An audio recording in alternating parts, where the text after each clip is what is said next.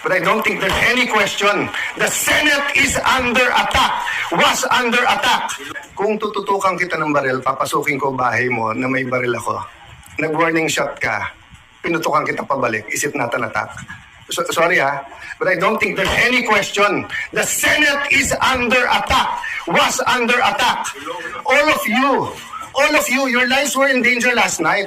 I know it's your job to ask a question, but you will tell me, pagka may nagpaputok na warning, hindi under attack yun? My God, we're a democracy. This is the Senate of the Philippines. Please naman.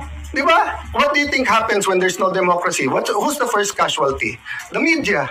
Wala nang media kapag wala. Di ba? Pag sinabing kami muna nagpaputok, umatras sila. Or security guard ng GSIS, yun. Sabihin nyo, baka ito ay gawa-gawa lang. Baka ito ay drama. Pero nagko-focus kami dito, hinihintay namin articles of impeachment. Nakita nyo naman lahat ng pangyayari.